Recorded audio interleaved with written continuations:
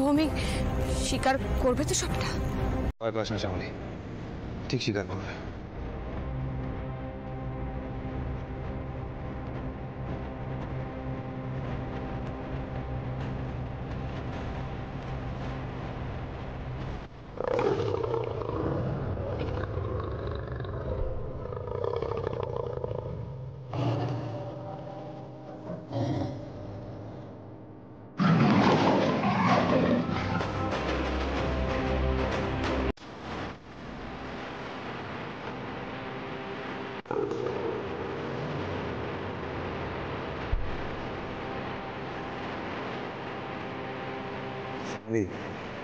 রক্তের গন্ধে চিতা ঠিক এসে হাজির হয়েছে।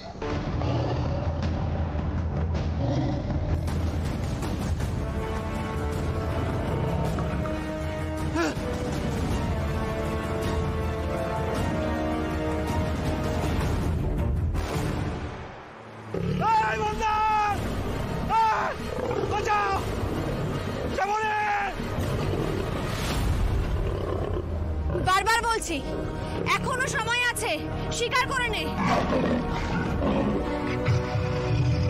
তাহলে আমরা চিতাবাঘটাকে তাড়িয়ে দেব।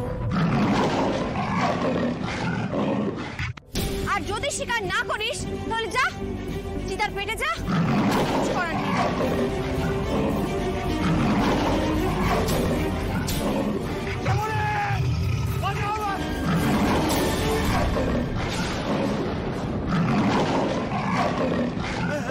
বলছি বলছি আমি সব সত্যি কথা বলছি।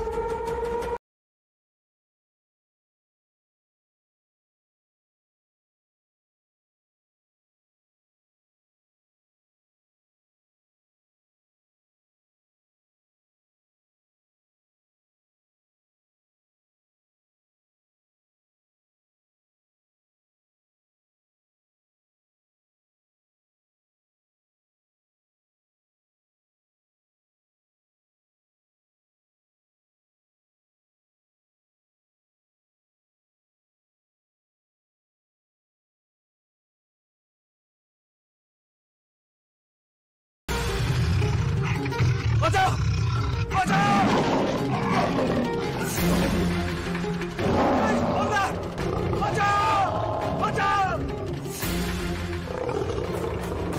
আমাকে বাঁচাও, আমাকে বাঁচাও।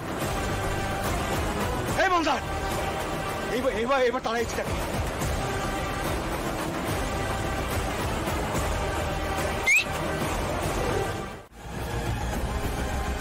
এই তো ঠিক সময় পুলিশ চলে এসছে।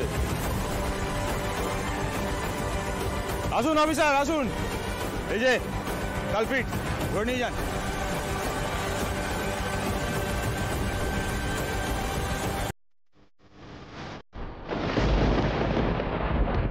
এই একা তোলো, গাড়ি তোলো।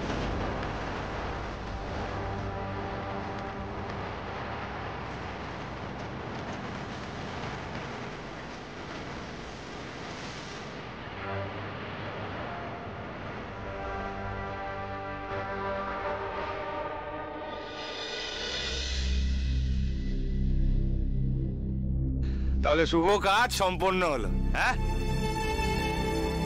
কিছু করতে পারবে না, কারণ কাল সকালেই তো কোর্টে সব প্রমাণ হয়ে যাবে।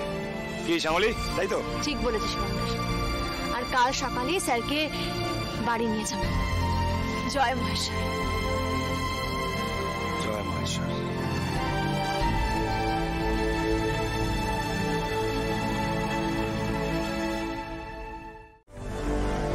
মহেশ্বর, এটা কি হচ্ছে?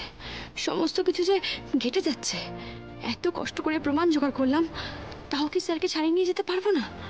সহায় হও মহেশ্বর, সহায় হও।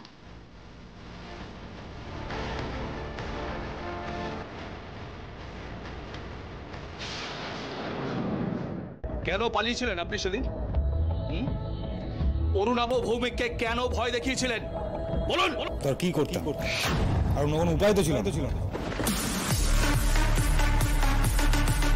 আরে লোকে আমায় গুন্ডা বলে, এই শয়তানটার মুখ থেকে সত্যিটা বার করার জন্য আর তো অন্য কোনো উপায় রাখেনি ও। একদম একদম মহামান্য আদালত, আমি বলছি উনি যেটা বলছেন সম্পূর্ণ মিথ্যে কথা বলছেন। অরুণাভ ভৌমিক সম্পূর্ণ মিথ্যে কথা বলছেন। এই সমস্ত কিছু এই অরুণাভ ভৌমিকই করেছে, মন্দার কিচ্ছু করেনি। জজ সাহেব, আমি নিজে বলছি, ও নির্দোষ, ও কিচ্ছু করেনি। দেখুন শ্যামলী দেবী, কোর্ট কারুর মুখের কথায় বিশ্বাস করে না। কোর্টে প্রমাণই শেষ কথা। ধর্মাবতার, আমি এই কোর্টে দাঁড়িয়ে সবার সামনে বলছি, অনিকেত মল্লিক, এই অনিকেত মল্লিক কিঞ্জলকে মারার প্ল্যান করেছিল।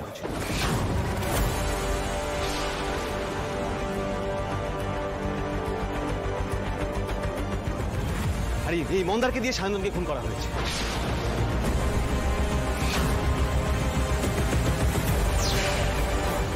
সায়ন্তন আর বেঁচে নেই ধর্মাবতার। হ্যাঁ, আমি ওখানে স্বীকার করেছি, কারণ আমাকে ভয় দেখিয়ে মিথ্যে কথা বলানো হয়েছে। মিথ্যে। অরুণাভ ভৌমিক মিথ্যে কথা বলছে মাই লর্ড।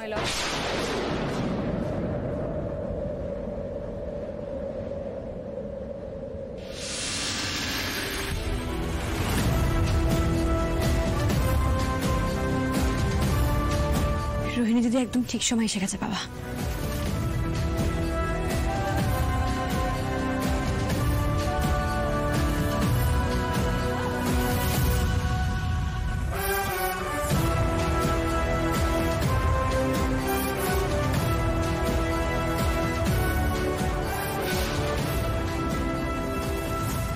মাই গড, এই লোকটা এখানে কি করে এলো?